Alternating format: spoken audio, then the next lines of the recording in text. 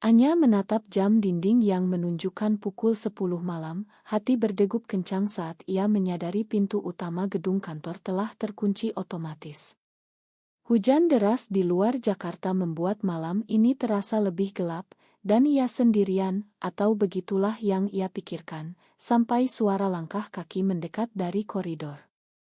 Maya, bosnya yang selalu tegas dan dingin, muncul dengan wajah pucat, memegang kunci cadangan yang ternyata tak berguna, dan dalam sekejap, keduanya terjebak bersama di ruang kerja yang sempit itu, memicu gelombang emosi yang selama ini Anya kubur dalam-dalam. Anya merasa jantungnya berhenti sejenak. Bagaimana bisa ini terjadi? Ia sudah berencana pulang cepat setelah lembur menyelesaikan laporan keuangan, tapi sekarang, dengan Maya di depannya, segalanya terasa seperti mimpi buruk.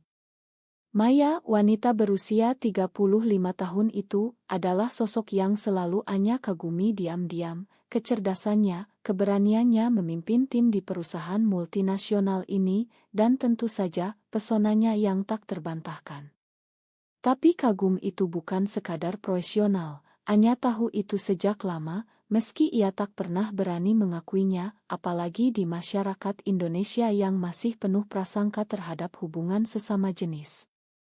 "Mengapa kau masih di sini?" tanya Maya dengan suara tenang, tapi Anya bisa melihat ketegangan di matanya. Mereka berdua duduk di sofa ruang tunggu, cahaya lampu neon yang redup membuat bayangan mereka menari-nari di dinding. Anya menjelaskan bahwa ia lupa waktu saat menyelesaikan tugas, dan Maya mengaku sedang memeriksa dokumen penting yang tak bisa ditinggalkan.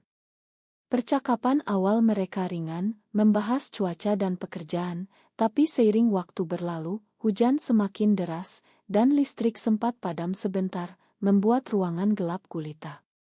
Saat itulah, dalam kegelapan, Anya merasakan tangan Maya menyentuh lengannya secara tak sengaja, dan detik itu, api yang selama ini terpendam mulai menyala. Malam itu berlalu dengan lambat. Mereka berbagi cerita pribadi untuk mengusir kebosanan. Maya menceritakan tentang keluarganya di Bandung, bagaimana ayahnya yang konservatif selalu menekan agar ia menikah segera, meski Maya sudah bercerai dari suami pertamanya.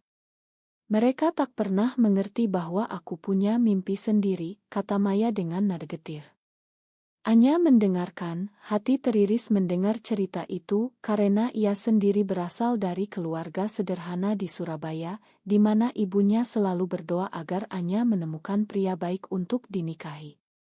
"Aku tak pernah merasa cocok dengan siapapun," gumam Anya, suaranya hampir tak terdengar. Maya menatapnya tajam, seolah membaca pikiran Anya, dan untuk pertama kalinya, Anya merasa dilihat, benar-benar dilihat.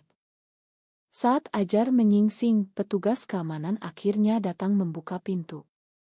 Mereka berpisah dengan senyum canggung, tapi Anya tahu sesuatu telah berubah. Di hari-hari berikutnya, interaksi mereka di kantor menjadi lebih intens. Maya mulai meminta Anya ikut rapat penting, memuji kerjanya di depan tim, dan kadang menyentuh bahunya dengan lembut saat berbicara. Anya merasa bahagia, tapi juga takut. Apakah ini hanya imajinasi? Atau Maya juga merasakan hal yang sama? Konflik batin Anya mulai muncul. Ia tahu masyarakat Indonesia, dengan nilai-nilai agama dan budaya yang kuat, tak akan menerima hubungan seperti ini. Teman-temannya di kantor sering bergosip tentang orang-orang seperti itu, dan Anya tak ingin menjadi sasaran. Suatu hari, setelah rapat, Maya mengajak Anya makan malam. Hanya untuk membahas proyek, katanya, tapi Anya tahu itu lebih dari itu. Di restoran kecil di kawasan Kemang, mereka berbicara panjang lebar. Maya mengaku bahwa malam di kantor itu membuatnya mempertanyakan banyak hal. "Aku selalu merasa kosong, Anya. Pernikahan dulu hanya untuk memenuhi harapan keluarga." Anya merasa jantungnya berdegup kencang. Ia ingin mengatakan sesuatu, tapi kata-kata tersekat di tenggorokan. Akhirnya, dengan suara gemetar, Anya berkata, "Aku juga merasa begitu, Bu Maya. Tapi aku takut. Maya memegang tangannya di bawah meja, dan saat itu dunia seolah berhenti. Tapi kebahagiaan itu tak bertahan lama. Keesokan harinya, rumor mulai beredar di kantor. Seseorang melihat mereka bersama di restoran, dan gosip menyebar seperti api. Apa benar Bu Maya dan Anya, bisik rekan kerja. Anya merasa dunia runtuh. Ia pulang ke apartemennya di Jakarta Selatan dengan air mata mengalir. Ibunya menelepon malam itu bertanya tentang calon suami. Kapan kamu bawa pulang cowok, nak? Umurmu sudah 28. Anya tak bisa menjawab, hanya menangis diam-diam. Maya juga menghadapi tekanan. Saudaranya dari Bandung datang berkunjung dan menekan agar Maya mencari suami baru. Jangan jadi perawan tua, Maya. Keluarga kita malu. Anya memutuskan untuk menjauh dari Maya, tapi itu tak mudah. Setiap tatapan di kantor membuat hatinya sakit. Suatu malam, Maya datang ke apartemen Anya tanpa pemberitahuan. Kita harus bicara, katanya. Mereka duduk di balkon, angin malam Jakarta menyapu wajah mereka. Maya mengaku bahwa ia juga merasakan hal yang sama sejak lama, tapi takut dengan konsekuensi. Aku tak ingin menyakiti keluargaku, Anya. Tapi aku juga tak bisa bohong pada diriku sendiri. Anya menangis, memeluk Maya, dan untuk pertama kalinya, mereka berciuman, ciuman yang penuh emosi, tapi juga ketakutan. Konflik semakin dalam. Anya mulai dihindari rekan kerja, dan performa kerjanya menurun. Maya sebagai bos harus memutuskan, melindungi Anya atau menjaga reputasinya. Ia memilih yang pertama, tapi itu berarti mengorbankan posisinya. Suatu hari, direktur perusahaan memanggil Maya, memperingatkan tentang rumor yang bisa merusak citra perusahaan. Kita di Indonesia, Bu Maya. Hal-hal seperti ini tak bisa diterima. Maya pulang dengan hati hancur, mempertanyakan pilihan hidupnya. Pagi itu, Anya bangun dengan kepala pusing setelah malam penuh air mata. Ia melihat pesan dari Maya, kita harus hati-hati. Tapi hati-hati bagaimana? Rumor di kantor semakin liar, dan Anya merasa seperti buronan. Saat makan siang, teman sekantornya, Rina, mendekat dengan wajah prihatin. Anya, apa benar kamu dan Bu Maya? Anya membeku, tak tahu harus jawab apa. Ia menyangkal, tapi suaranya gemetar.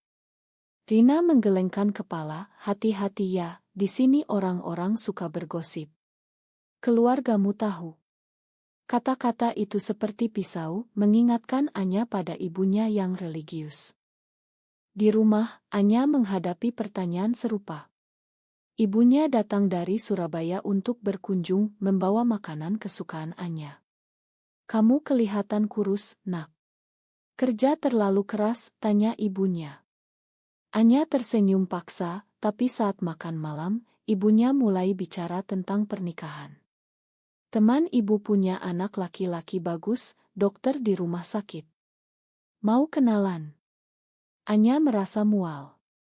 Ia ingin bilang bahwa hatinya tak pernah tertarik pada pria, bahwa sejak remaja ia sudah tahu orientasinya, tapi kata-kata itu tak keluar. Malam itu ia menangis sendirian, memikirkan betapa kecewanya ibunya jika tahu. Maya juga tak kalah menderita. Di Bandung, keluarganya mengadakan pertemuan keluarga besar.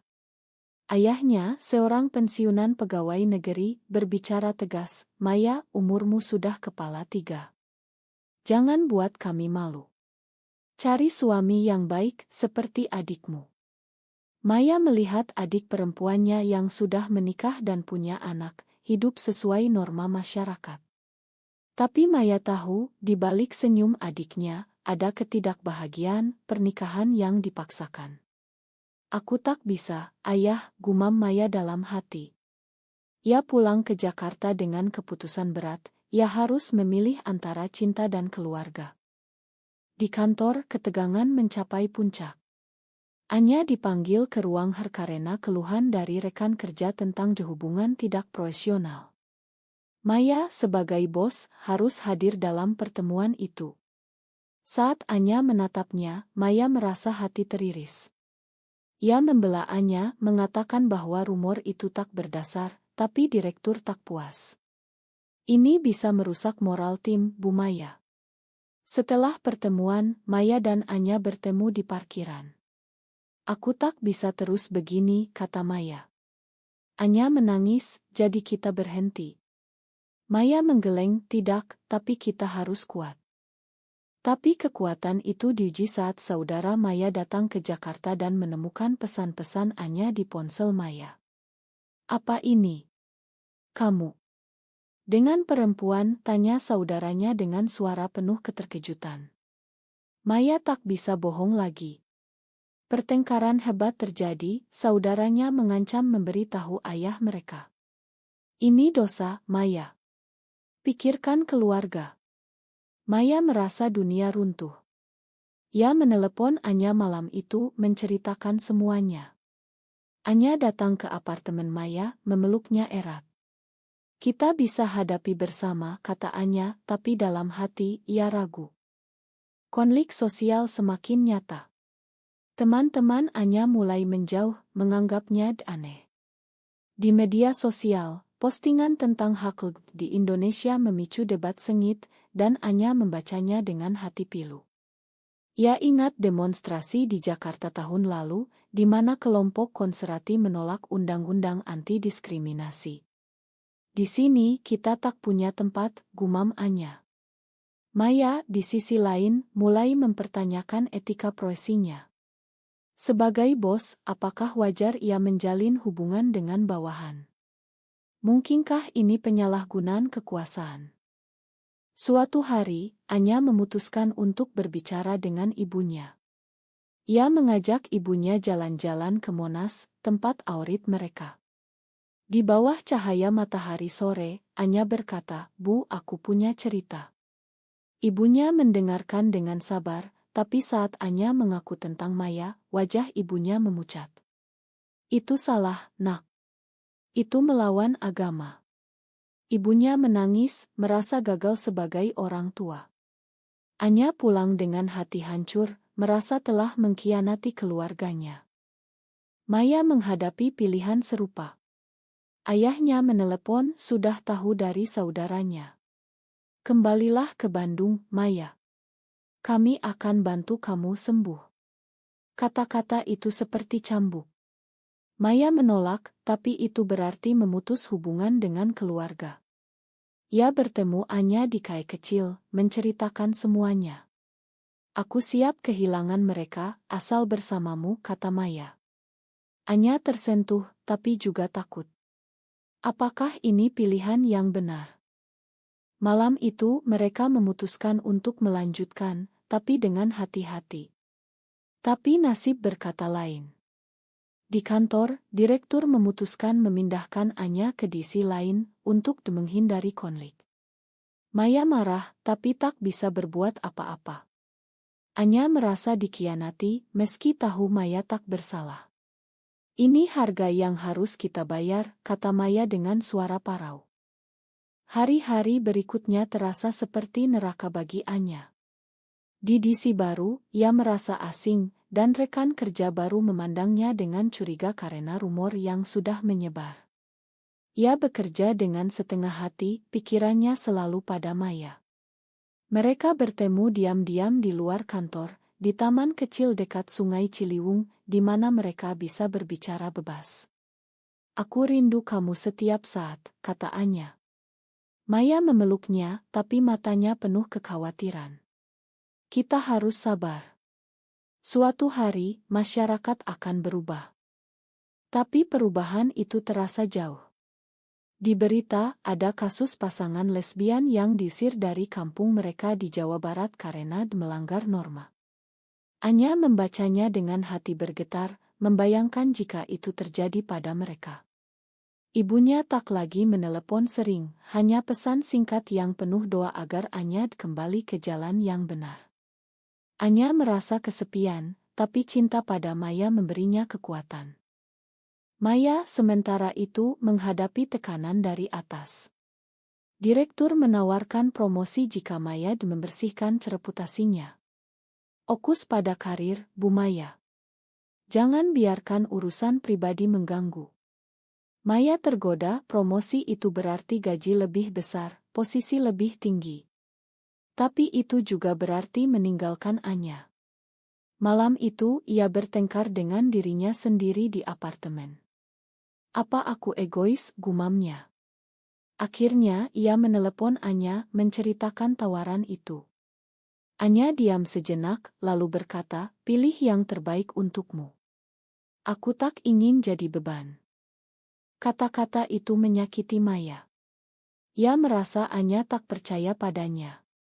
Pertengkaran pertama mereka terjadi di telepon. Kamu pikir aku akan tinggalkan kamu demi uang, bentak Maya. Anya menangis, aku takut, Maya. Semua orang meninggalkanku. Mereka berdamai keesokan harinya, tapi benih keraguan sudah tertanam. Konflik maut Hun Och semakin dalam. Anya mulai mempertanyakan apakah hubungan ini benar. Di masjid dekat rumahnya, ia mendengar khotbah tentang godaan setan. Ia merasa bersalah, tapi juga marah pada masyarakat yang tak memberi ruang bagi orang seperti dirinya. Maya, yang lebih agnostik, mencoba meyakinkan Anya, cinta tak kenal jenis kelamin. Yang penting kita bahagia. Tapi Anya ragu, terutama saat melihat teman lamanya menikah dan bahagia dengan keluarga. Suatu hari, kejadian tak terduga terjadi. Rina, teman Anya, mengaku bahwa ia yang memulai rumor karena cemburu pada promosi Anya. Makan aku, Anya. Aku tak tahu akan jadi seperti ini. Anya marah, tapi juga lega. Ia memakan Rina, tapi kerusakan sudah terjadi.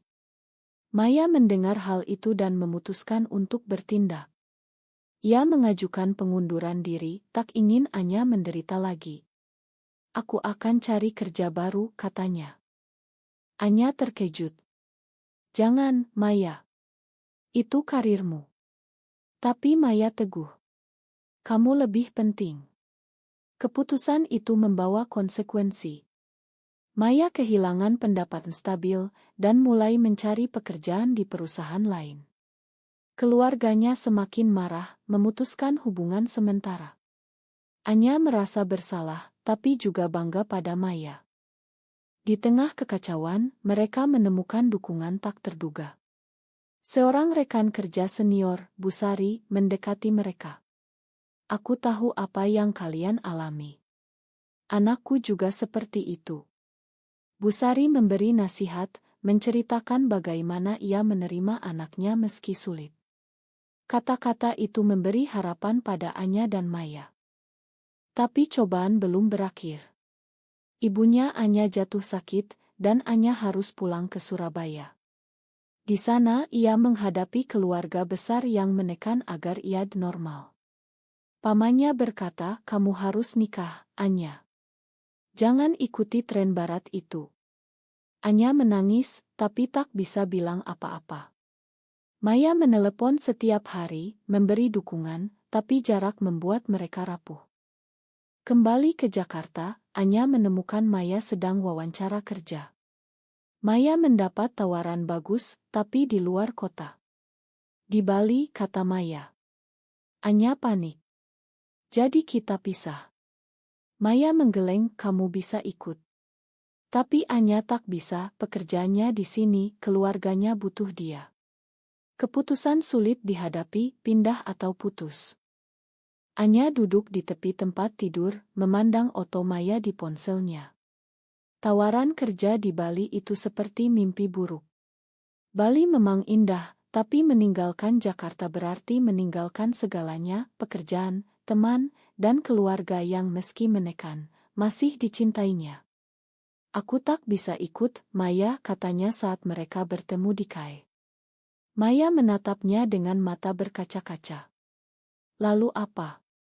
Kita Anya mengangguk, tapi hati mereka tahu itu tak mudah. Maya memutuskan menerima tawaran itu. Ini kesempatan bagus, Anya. Aku bisa bantu kita nanti. Mereka berpisah dengan pelukan panjang di Bandara Soekarno-Hatta.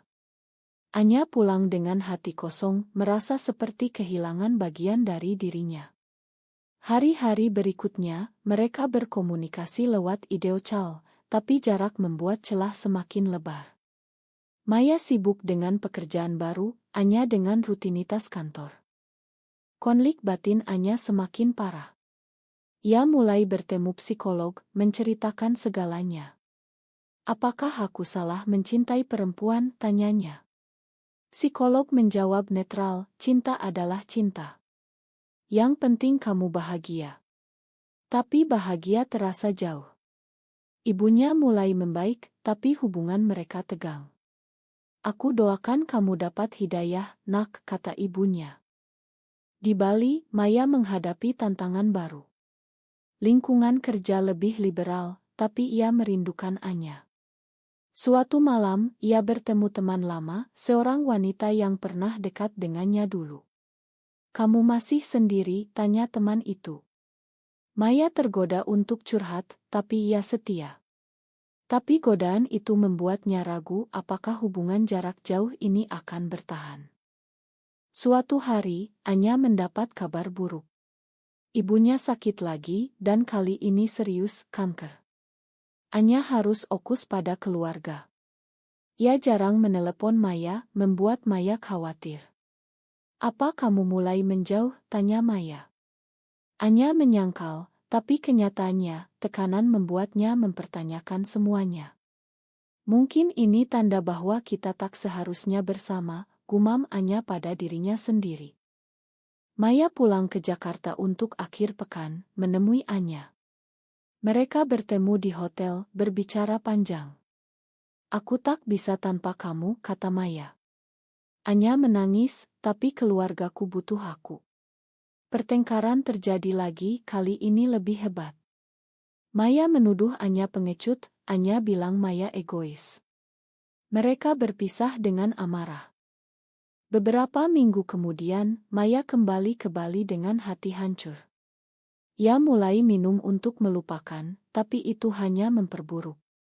Teman barunya mendekat, menawarkan kenyamanan. Maya hampir tergoda, tapi ia mundur. Aku masih cinta Anya, katanya. Anya, di sisi lain, merawat ibunya dengan penuh pengabdian.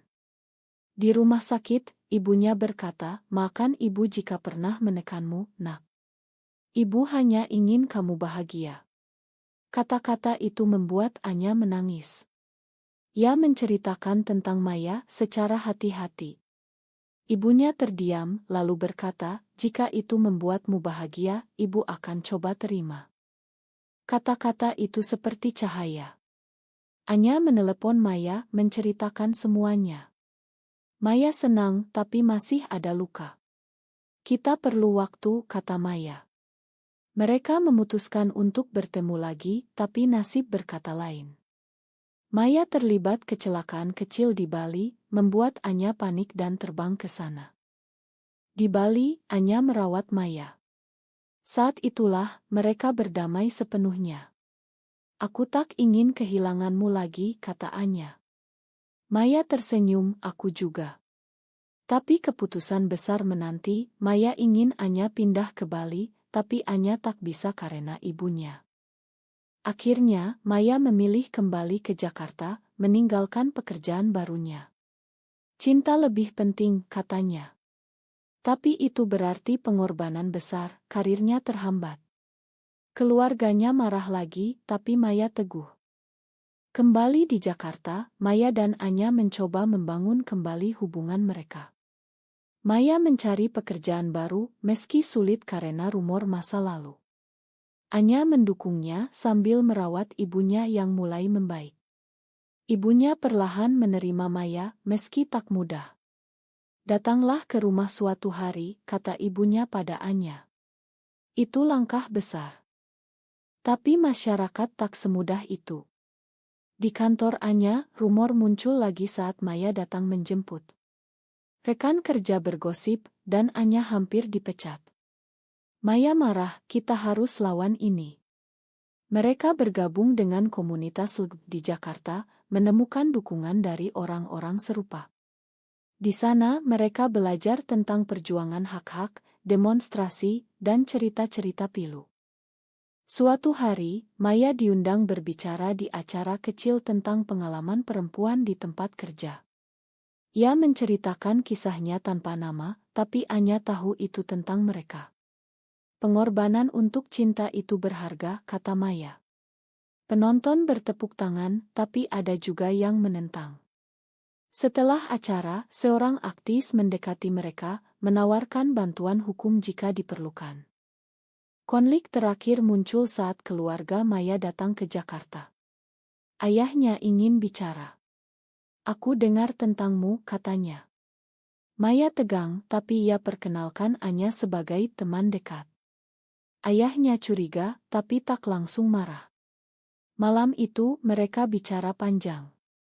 Ayah Maya menceritakan masa mudanya, bagaimana ia juga pernah memberontak Norma. Tapi jangan buat keluarga hancur, katanya. Maya menangis, aku tak ingin itu, ayah. Tapi aku harus jadi diri sendiri. Akhirnya, ayah Maya pergi dengan janji akan coba pahami. Itu bukan penerimaan penuh, tapi cukup untuk harapan. Anya dan Maya merayakan kecil-kecilan, tapi tahu perjuangan belum berakhir.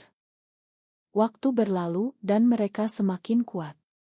Anya dipromosikan di kantor, Maya mendapat pekerjaan baru. Mereka hidup bersama di apartemen, meski diam-diam, tapi kebahagiaan itu datang dengan harga, teman hilang, keluarga tegang, dan masyarakat yang masih menilai. Di akhir perjalanan ini, mereka duduk di balkon, memandang lampu-lampu Jakarta. Apakah semua ini layak? Tanya Anya. Maya tersenyum, ya karena aku punya kamu. Apakah mencintai seseorang dari jenis kelamin yang sama selalu harus dibayar dengan pengorbanan besar?